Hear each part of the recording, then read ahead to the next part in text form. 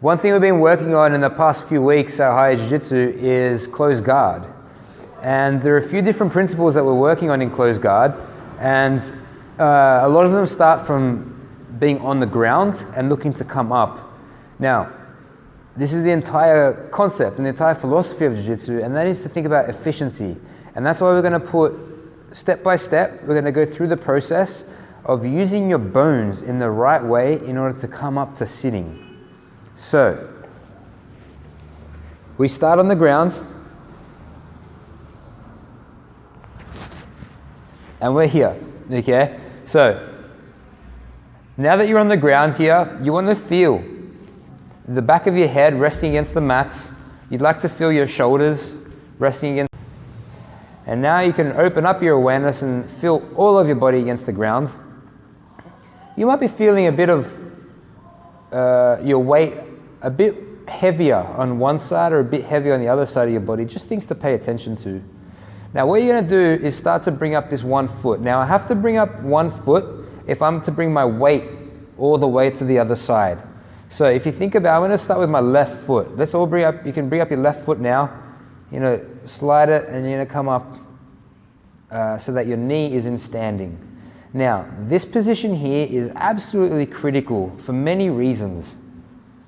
If my foot is too far away from my heel, if my foot's too far away from my hip, then it's going to be a very hard structure. It's very difficult to do this movement here. Okay? Or I can do it, but it's not going to be very, very strong. What you want to be careful of and what you want to be mindful of is where your foot is relative to your hip. So, find a good spot for it. Here's a little tip. If my toes are pointing forwards, that's going to be pressure from the ground and from my body sending me upwards. What the goal is to send your body to this opposite side. So what's going to happen is you want to bring your foot almost like it's diagonal to your hip joint. Okay, so you can feel your ankle underneath your knee.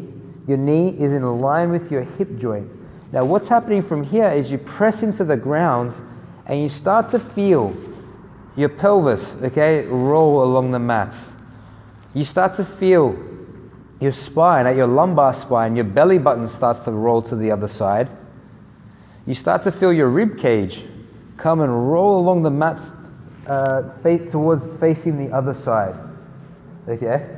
So, at this point, you're pressing into the ground and you start to feel all the weight on the opposite shoulder. I'm flat now. I lift this leg up, I press into the ground, and it comes, all my weight shifts onto this right side. Okay? So now from here, from this position, you're on this right side, you need somewhere to put your hands so that you have the ability to come up. Not in a crunch. You don't want to be in a crunch. Because if I'm in a crunch right now, this is going to be very inefficient. And it's inefficient because I'm using my muscles way too much. I can use my bones in this position. So how do you bring your bone? And where do you put your humerus so that it relates to your shoulder in a way that you can use your elbow to come up in a very effortless way. So hence why this foot presses into the ground and I shift my weight here. Now here's a little tip again. If your elbow is closer to your toes than your shoulder and you try to come up, that becomes a crunch. Okay? If my foot's coming in and I press into the ground and I send all of my weight onto this shoulder, and then my elbow is further away from my toes than my shoulder, as in my elbow is on this side of my shoulder, then I can use this as a base against the ground as well. And this is the start, okay? Here, turn, elbow comes behind my shoulder, and now I'm in this position here. I'm starting to come up. And I'm coming up, hopefully you guys can hear that I'm not holding my breath. If I was to come up really hard like this, I'm going to have to hold my breath, and you can hear that. Okay? If I'm using the ground, and if I'm using my bones in the right way, then from here, I press in, I come off to this side, and now I can talk to you, and we're totally fine. And this is how we come to our technical stand-up. to sitting up, okay? Eventually that technical stand-up will happen. It happens from this, but so many other things happen from this. All these closed guard attacks, when you stand up, when your opponent has their hands on the ground, you're standing up, this is what it's going to be like, okay? So we're going to do that again. Look at it in reverse. I turn my fingers, I bring my forearm to the ground, then it becomes my elbow. I extend my arm out, now my humerus, from the bone from my elbow to my shoulder, starts to unfold, and I come down, bring my shoulder onto the ground, the right side of my body onto the ground, and then I just unfold back. So one more time, here, come up, transfer your weight. Now think about where your elbow is, find a good position for that.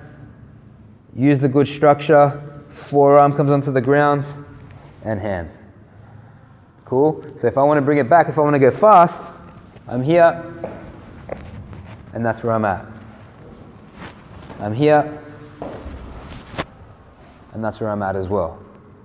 Cool? So, Danny boy, come on over please. Danny's rocking his brand new high jiu-jitsu Rashi.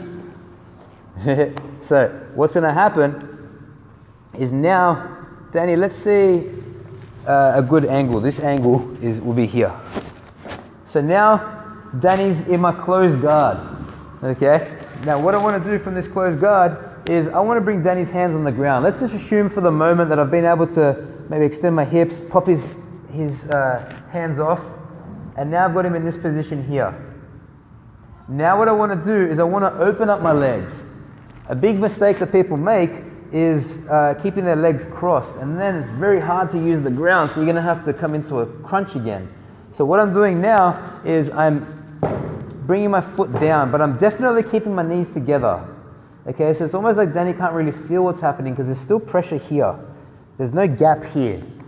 Okay, exactly. If there was a gap, then he's going to bring his elbow in. I don't want that to happen. So I'm going to just keep my knees close together, but this foot comes into the ground. Now from here, guys, that's an extension. I start to bring my weight from here, come up, and then here I am. Bring it back down. Lock my legs, unlock my legs, transfer weight, and here I come. And from here, over, come to here. This is where our sit-up sweeps happen. Our sit-up sweeps happen here. Extend your hips in, turn. That's a possibility here. We can go from here. His hands are on the ground. Come up, sit back, come into this guillotine. That's a possibility too. So many different things. Thank you, Danny.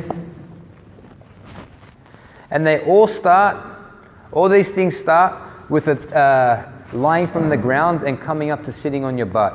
Even a technical stand-up will happen in the same way. So I'm here, I come off, and I use this, and I come up, I kick, and I come back. Okay? Something to think about. I think this is a very important aspect of jiu-jitsu, sure, but also of movement. Understanding how your body and how your bones can connect into the ground will make you a better jiu-jitsu player. Okay? It's essential because all of jiu-jitsu happens through your bones, because all of your bones is what creates leverage. And leverage is the magic of jiu-jitsu. So something to think about. Start from the ground and think about how to come up in the most easy, efficient way possible.